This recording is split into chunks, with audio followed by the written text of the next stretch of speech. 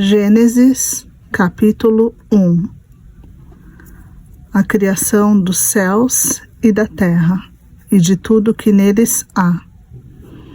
No princípio, criou Deus os céus e a terra. A terra, porém, estava sem forma e vazia. Havia trevas sobre a face do abismo, e o Espírito de Deus pairava por sobre as águas. Disse Deus: haja luz, e houve luz. E viu Deus que a luz era boa, e fez separação entre a luz e as trevas. Chamou Deus a luz dia, e as trevas noite.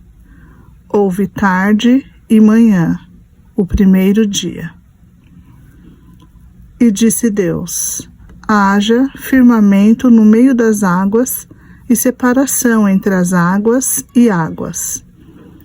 Fez, pois, Deus o firmamento e separação entre as águas debaixo do firmamento e as águas sobre o firmamento, e assim se fez.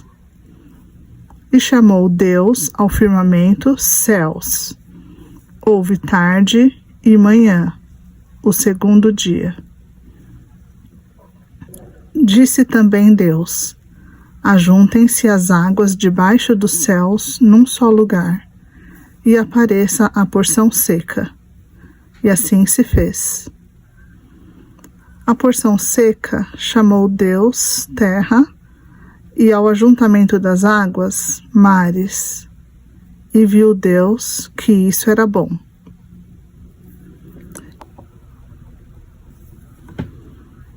E disse: produza a terra relva, ervas que deem semente, e árvores frutíferas que deem fruto, segundo a sua espécie, cuja semente esteja nele sobre a terra. E assim se fez.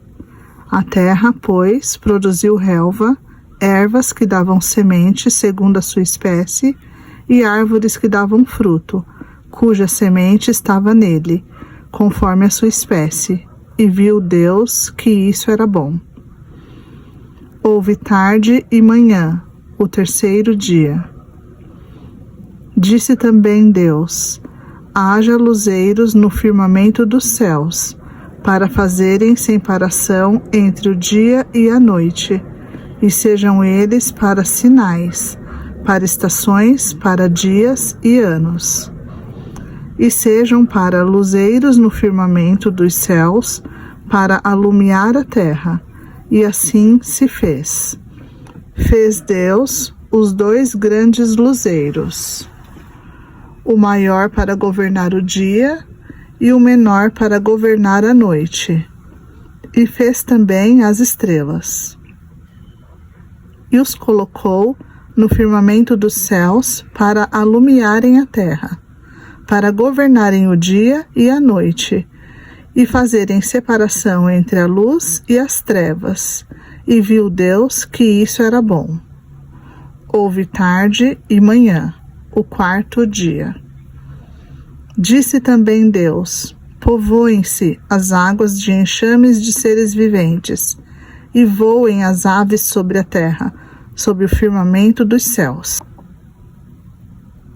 Criou, pois, Deus os grandes animais marinhos e todos os seres viventes que rastejam, os quais povoavam as águas, segundo as suas espécies, e todas as aves, segundo as suas espécies. E viu Deus que isso era bom. E Deus os abençoou, dizendo: sede fecundos, multiplicai-vos e enchei as águas dos mares, e na terra se multipliquem as aves. Houve tarde e manhã, o quinto dia. Disse também Deus: produz a terra seres viventes, conforme a sua espécie, animais domésticos, répteis e animais selváticos, segundo a sua espécie. E assim se fez. E fez Deus os animais selváticos, segundo a sua espécie, e os animais domésticos, conforme a sua espécie. e todos os répteis da terra, conforme a sua espécie, e viu Deus que isso era bom. Também disse Deus: façamos o homem à nossa imagem, conforme a nossa semelhança. Tenha ele domínio sobre os peixes do mar, sobre as aves dos céus, sobre os animais domésticos, sobre toda a terra e sobre todos os répteis que rastejam pela terra. Criou Deus, pois, o homem à sua imagem, a imagem de Deus o criou, homem e mulher os criou. E Deus os abençoou e lhes disse: sede fecundos, multiplicai-vos, enchei a terra e sujeitai-a, dominai sobre os peixes do mar, sobre as aves dos céus e sobre todo animal que rasteja pela terra.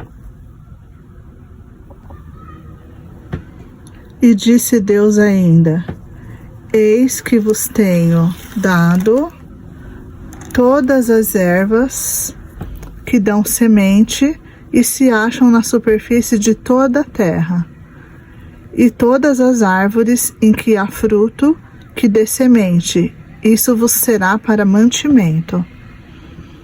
E a todos os animais da terra, e a todas as aves dos céus, e a todos os répteis da terra, em que há fôlego de vida, toda a erva verde lhe será para mantimento, e assim se fez.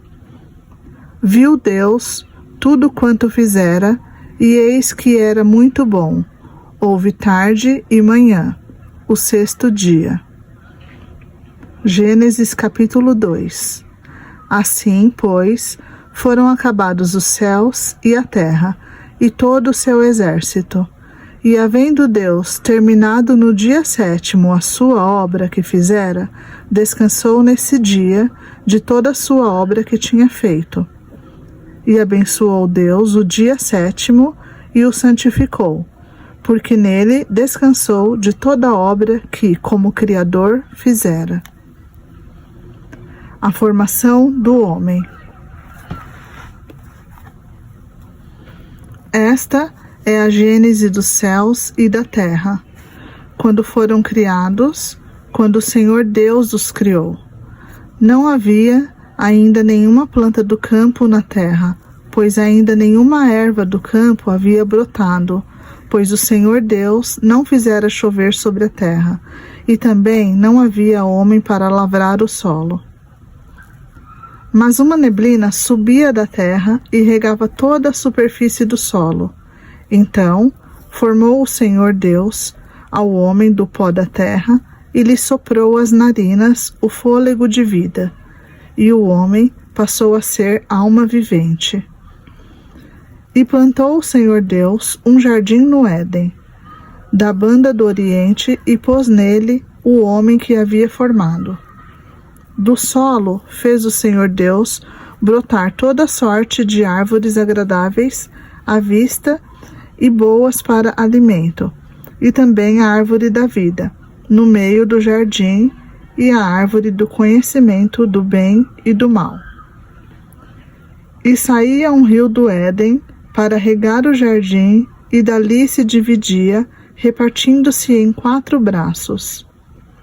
O primeiro chama-se Pison, é o que rodeia a terra de Havilá, onde há ouro. O ouro dessa terra é bom. Também se encontram lá o bidélio e a pedra de ônix. O segundo rio chama-se Gion, é o que circunda a terra de Cuxi. O nome do terceiro rio é Tigre, é o que corre pelo oriente da Assíria. E o quarto é o Eufrates. Tomou, pois, o Senhor Deus ao homem e o colocou no jardim do Éden para o cultivar e o guardar. E o Senhor Deus lhe deu esta ordem: de toda a árvore do jardim comerás livremente, mas da árvore do conhecimento do bem e do mal não comerás, porque no dia em que dela comeres, certamente morrerás. A formação da mulher. Disse mais o Senhor Deus: não é bom que o homem esteja só. Far-lhe-ei uma auxiliadora que lhe seja idônea.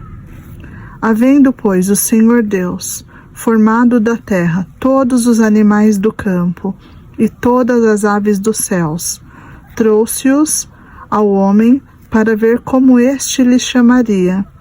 E o nome que o homem desse a todos os seres viventes, esse seria o nome deles. Deu nome o homem a todos os animais domésticos, às aves dos céus e a todos os animais selváticos.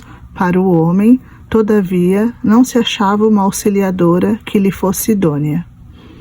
Então o Senhor Deus fez cair pesado sono sobre o homem, e este adormeceu. Tomou uma das suas costelas e fechou o lugar com carne.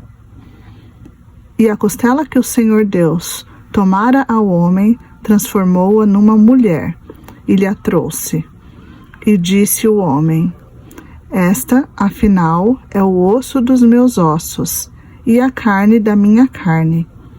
Chamar-se-á varoa, porquanto do varão foi tomada. Por isso, deixa o homem pai e mãe, e se une à sua mulher, tornando-se os dois uma só carne. Ora, um e outro, o homem e sua mulher, estavam nus e não se envergonhavam.